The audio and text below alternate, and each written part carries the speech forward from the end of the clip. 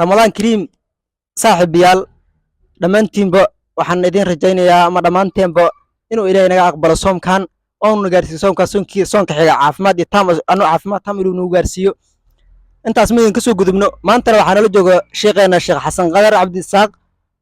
meeshaana waxaa waaye waa markii labaad oon muxaadaro soo gelinayno maantana wixii oo una dhihi lahaa asaa nooga dambeeyo waa maastii dhammaantiin muuqaalka janalka hadaad ku cusub tahay fadlan subscribe dheh laagna saar halkaas hoosena wixii aragtaada ah ama wixii su'aal aad qabtaa nagu soo weydiin kartaa aad ayaad u mahadsan tahay الحمد لله رب العالمين والصلاة والسلام على نبينا محمد وعلى آله وصحبه أجمعين وبعد أولا الحمد لله إلهي باماد اسكاله نقدر قدد مسلمين نسي نعمة الإسلام ونعمة الإيمان عندنا نوافجي بشي بركة سنة ولي أن كل حجرنا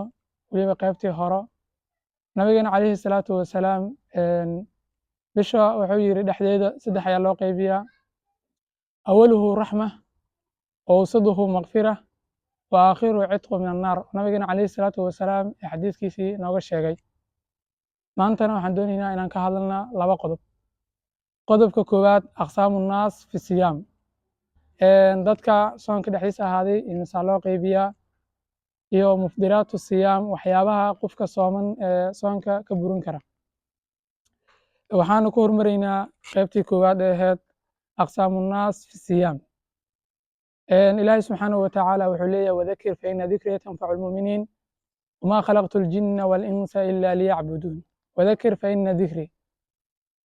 tanfacu lmuminiin wamaa khalaqtu ljinna walinsa ila liyacbuduun xasuusiya waanada waxay waan u tahay waxay anfacaysaa muuminiinta ay anfacaysaa wamaa khalaqtu ljinna jinni insi ma aan abuurin ilaa liyacbuduun ayaan u abuurin inay caabudaan wax kale oon ka doonayna male qodobkii koowaad horta soonka wuxuu ka mid yahay waxyaalaha ilaahi subxaanahu watacaala ee nagu addoonsaday ayuu ka mid yahay soonka waxaa kale ka mid yahay arkaanulislaam waa rugni oo min arkaaniilislaam islaamka ka mid ah waxaana kugu daliilaya inuu rugni min arkaan islaam ka mid yahay xadiidkii nabigeena calayhi salaatu wasalaam oo ahaa bunya alislaami calaa khamsati islaamkii waxyaabaha lagu biniyey waxaa waaye waa shan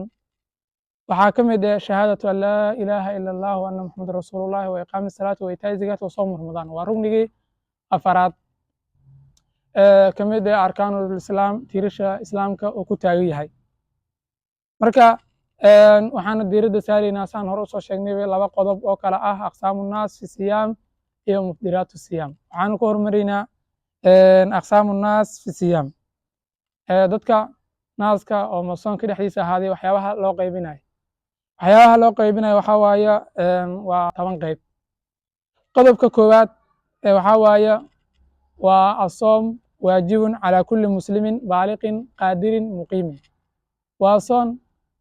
waxa waaye oo waajibe wuxuuna ku waajibaa qof muslim oo baaliq oo qaangaarsan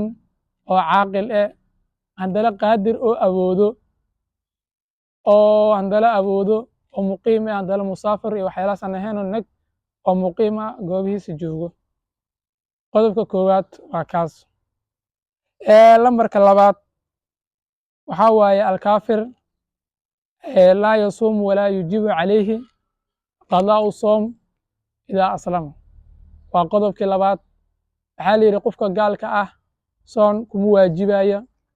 hadduu soo islaamana soona qallayni ma hayo oo intii oo gaalka ahaa waxyaabihii soonkii ka tegey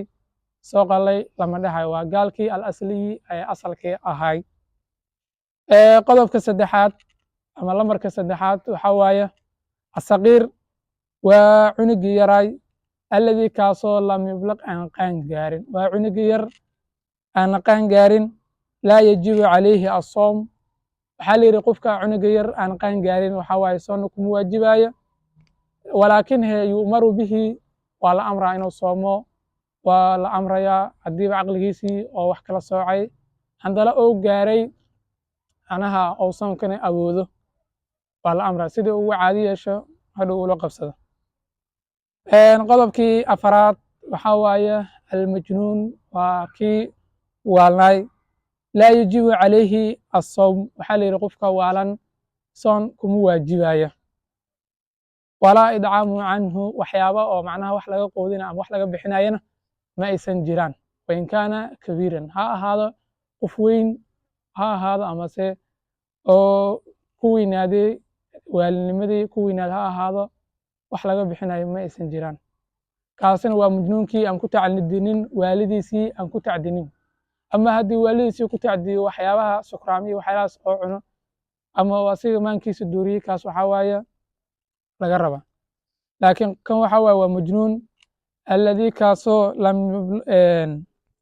waxaa waaye waa majnuun laa yajibu calayhi asawm wala lidcaamu canhu soona kuma waajiba wax laga bixinayna ma aysan jiraan wain kaana kabiiran haba ahaadee qof weyn qodobka shanaad ama lambarka shanaad oo ruuxi shanaad waxaa weeye alcaajisu can isiyaam waa qof ka caajisay soonka oona uga caajisay lisababin sabab jirto aaweed weliba sababtaasoo daa'imin daa'ima sida kalkabiiri qofkii weynaay oo kalow qofka weyn oo kale waa soonkii waa ka caajisay sabab ayuuna ugu caajisay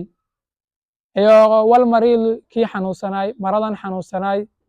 maradkaasoo laa yurjaa buru aan la rajaynaynin inuu caafimaado aan loo rajaynaynin ee laga quustay iyo qofka weyn ee ka caajisay soonka waxaa la yidhi kuwaas waxaa waa yudcimu can kulli yawmin miskiin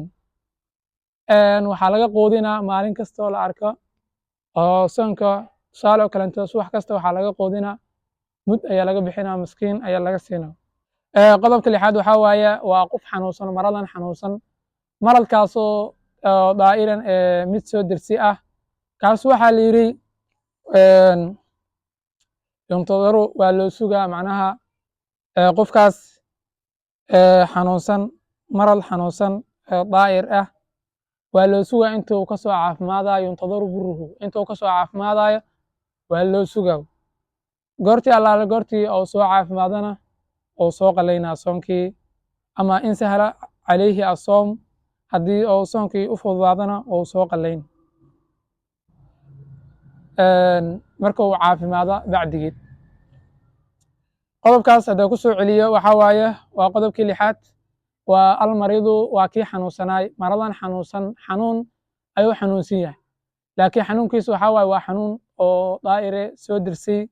ayaa waxaa waaye kaas waxaa laleeyahay yuntadaru waa loo sugayaa ilaa uu kasoo caafimaadayo waa loo sugaa markii uu yuqdaa bacda burihi markii uu soo caafimaadona uu soo qalayna qodobka toddobaad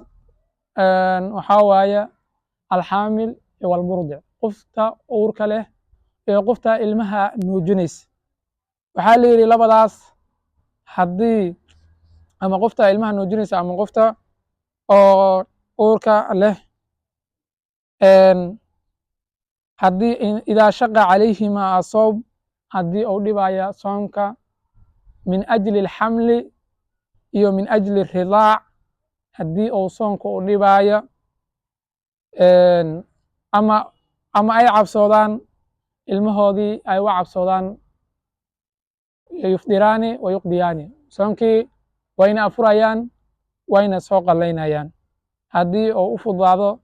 ama cabsidii ay zuusho soonkiina way soo qalaynayaan wayna afurayaan qodobka sideedaad ama lambarka sideedaad waxaa waaye alxaa'idu wanufasaa kuwa xeelka qaba ama kuwa nifaaska qaba xeelna waa dhiiggii caadada ahay nifaaskana waxaa waaye waa goortii cunugta ama naagta ay dhasho kabacdi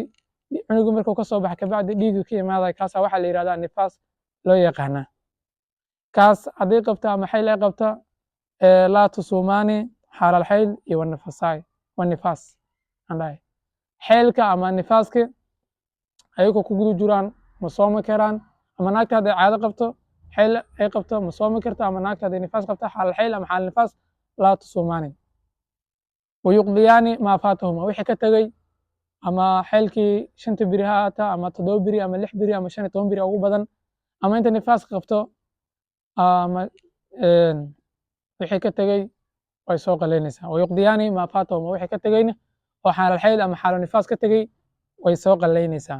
muuqaalkeenana maanta intaas ayuu ku yahay sheekheennana sheekh xasan qadar allah barakeeyo wixii uu macnaha naga yirina waa idin soo gaari doonaan insha allah bidnil kariim saa u jeedinba waxaan ku dadaaloweynaa waxyaabaha dadka anfacayo maadaama aan bishii barakeysneed ee ramadaan aan ku jirno waa fursad cusub aan ka faa'iidaysana dhammaanteen janaalkaana insha allah bidnil kariim kor aan u qaadno aan isku dayno ruuxii cusub inuu subscribe dhaho laagna saaro ruuxii noola jooga muuqaalka inuu dhubeysto waxyaabo badan uu ka faa'iidayaa u daawado muuqaalka dhammaantiis aad ay u mahadsantihiin dhammaantiin